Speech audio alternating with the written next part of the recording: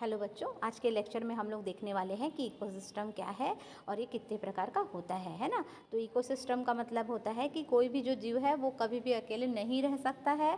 जो biotic community है या कम्युनिटी का जो जीव है वो अपने एटमॉस्फेयर और एनवायरनमेंट के विभिन्न कंपोनेंट और जैविक और अजैविक घटकों के साथ क्रियात्मक रूप से जुड़े रहते हैं। मतलब फंक्शनली ये एक्टिव रहते हैं, अर्थात जैविक घटक मतलब बायोटिक कम्युनिटी और एनवायरनमेंट के बीच कंपोनेंट के बीच में कॉम्प्लेक्स एक्टिविटीज़ होती हैं और इन क्रियाओं के कारण ही वातावरण की संरचना हमेशा बदलती रहती है। इसी कारण जो वातावरण है वो कैसा रहता है, गतिशील या डायनेमिक रहता है। ठीक है बच्चों, यहाँ पे हम लोग पढ़ेंगे कि रचना और कार्य की दृष्टि से, रचना मतलब स्ट्रक्चर और फंक्शन की अगर हम दृष्टि से देखें तो कम्युनिटी जो है वातावरण की मिलीजुली इकाई को इकोसिस्टम कहते हैं। या इकोसिस्टम जो है इसका सर्वप्रथम जो उपयोग है वो टैंसले ने किया था, है ना। टैंसले ने बताया था कि वातावरण और उनमें उपस्थित जैविक और अजैविक घटकों की इंटर रिएक्शन अंतःक्रियाओं के फलस्वरूप बनने वाले तंत्र को पारिस्थितिक तंत्र कहते हैं, है ना। पारिस्थितिक तंत्र का आकार कैसा होता है, अगर हम जल की एक बूंद या केवल एक वृक्ष से लेकर महासागर तक की बात करें तो एक वृक्ष से संपूर्ण वन क्षेत्र भी हो सकता है, जल की एक बूंद से एक महासागर भी हो सकता है। तो बड़े बड़े इकोसिस्टम के बारे में हम बात करते हैं, वन का, फॉरेस्ट का, ओशियन का इत्यादि जो है वो बायोम है ना।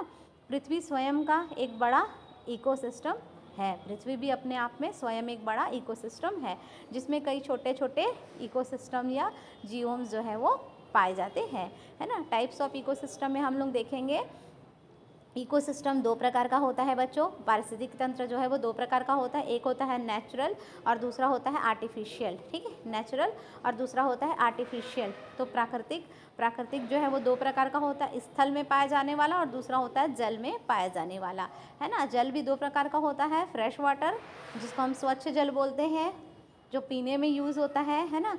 और समुद्र का पानी मतलब नमकीन वाटर, है ना, या ओशन वाला पानी। ठीक है, फिर हम लोग पढ़ेंगे स्थली में आ जाएगा, तीन तरह का इकोसिस्टम पढ़ेंगे, वन का, घास का और मरुस्थल का।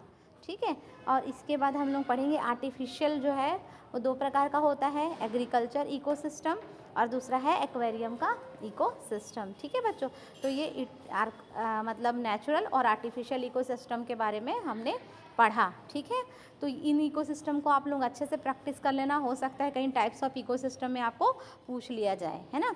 इसके बाद हम लोग पढ़ेंगे नेचुरल इकोसिस्टम में आ जाएगा प्राकृतिक रूप से अपने आप बढ़ने तथा नियंत्रित होने वाले परितंत्रों को नेचुरल इकोसिस्टम कहते हैं। मतलब इसके लिए इंसानों को कोई एफर्ट नहीं लगाना पड़ता, लेकिन इसके विकास में मनुष्यों का कोई भी दखल नहीं के बराबर होता है ना।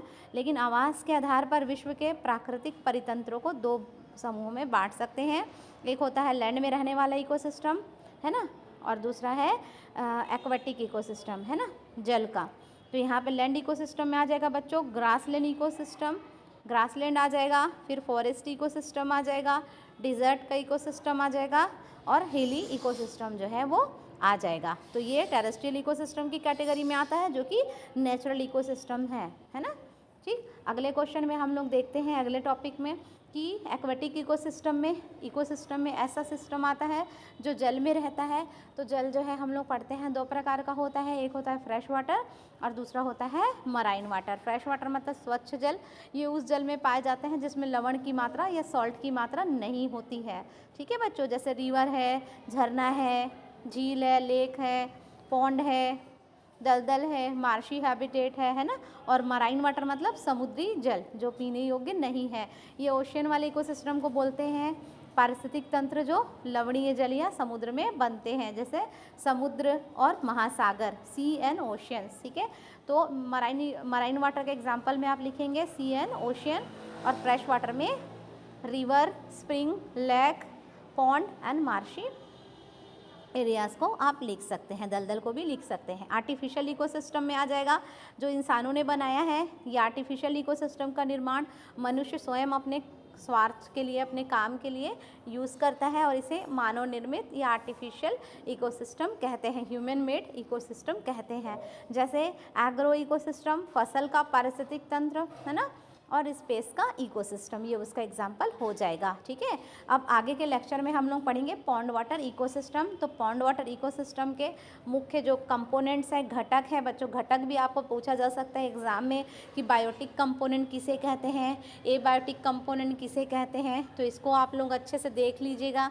तालाब जो है, तालाब मतलब पॉन्ड का जो मुख्य भाग है क्या होता है, जल होता है ना, तो जिसमें विभिन्न प्रकार के नॉन लिविंग कंपोनेंट पाए जाते हैं, जिसमें जल में potassium, sodium, magnesium, calcium, zinc, ammonia, molybdenum जो है पॉजिटिव आयन वाले खनिज पदार्थ होते हैं, मतलब मिनरल होते हैं, है ना, तथा H2SO4, SO2, chlorine, bromine, iodine आदि निगेटिव आयन वाले भी मिनरल जो है वो इसमें पाए जाते हैं, और अनेक गैसेस भी पानी में रहती है ना, जैसे CO2 और O2 जो है वो भी दूसरे उपयोगी पदार्थ जो हैं अन्य पानी में घुले रहते हैं, है ना। अब हम पढ़ते हैं बायोटिक घटक, मतलब जो जीवित है, जैविक घटक में आ जाता है प्रोड्यूसर, कंज्यूमर, है ना, तो प्रोड्यूसर के में आ जाएगा बच्चों, जिसके अंतर्गत तालाब में उपस्थित क्लोरोफिल, मतलब क्लोरोफिल प्रेजेंट किस में होता है, पौधों में होता है ना, और कुछ फोटोसिंथेसिस करने वाले बैक्टीरिया भी होते हैं, जिनको हम क्या बोलते हैं, प्रोड्यूस करते हैं, इसलिए हम क्या बोलते हैं, प्रोड्यूसर बोलते हैं, है ना।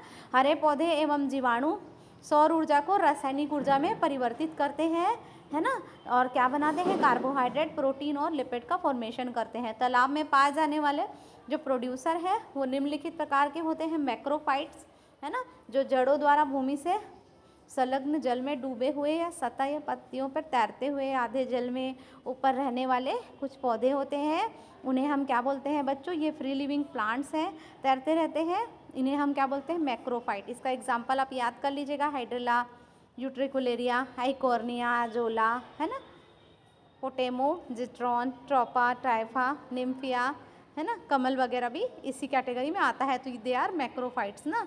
ठीक है, फाइटोप्लैंक्टन्स जिसके अंतर्गत छोटे छोटे तैरने वाले, फ्लोटिंग करने वाले, सबमर्ज या छोटे प्लांट आते हैं, है ना।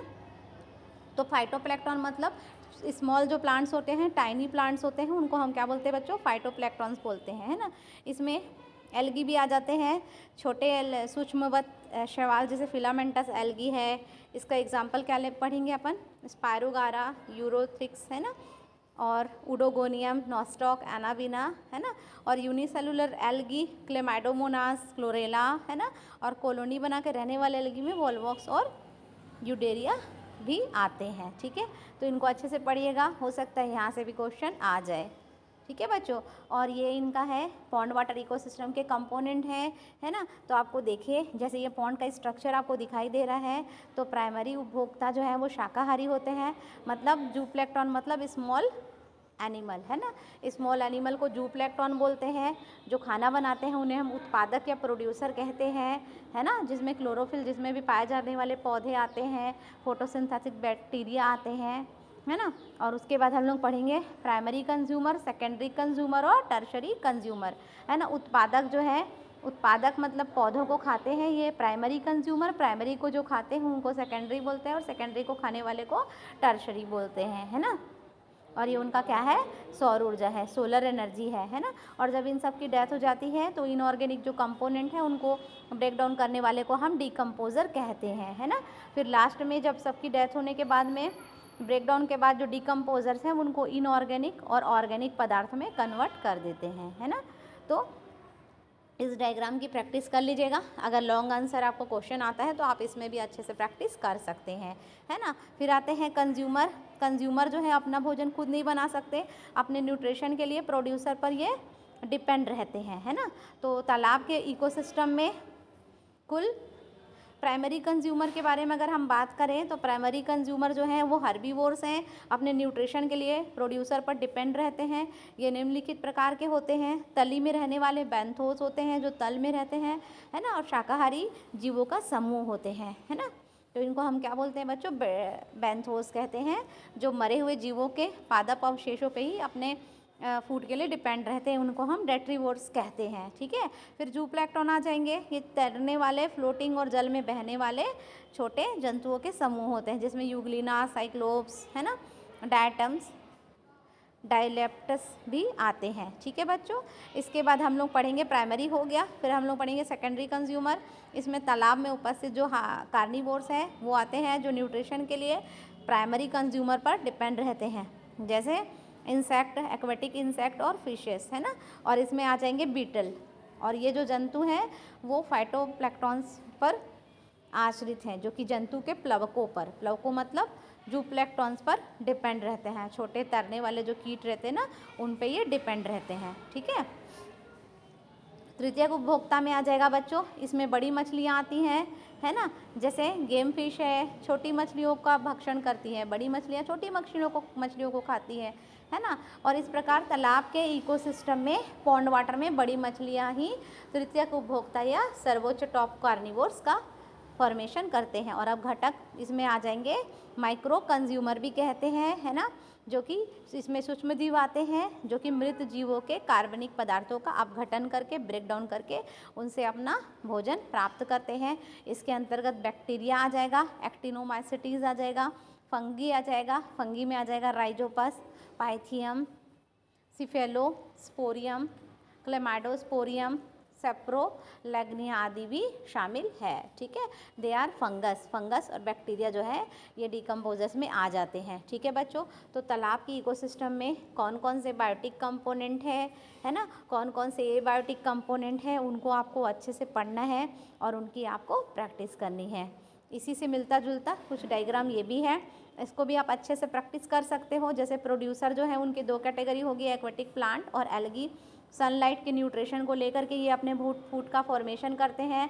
जो हर्बीवोर्स को खाते हैं, जो प्लांट्स को खाते हैं, वो हर्बीवोर्स होते हैं, जिन्हें हम प्राइमरी कंज्यूमर बोलते हैं। दे आर हर्बीवोर्स को खाने वाले को कार्निवोर्स बोलते हैं, है ना। और जो हर्बी और कार्निवोर दोनों को खाएं, है ना, वो टर्शरी कंज्यूमर होते हैं, है ना। तो यहाँ पे बात होती है। और एबायोटिक कंपोनेंट के बारे में अगर हम बात करें तो basic inorganic and organic compound इसमें आ जाते हैं। सेप्रोफाइट मतलब मृतोपजीवी, मरे हुए जीवों को अपने भोजन के रूप में ग्रहण करने वाले एनिमल, जो कि बैक्टीरिया और फंगस होते हैं।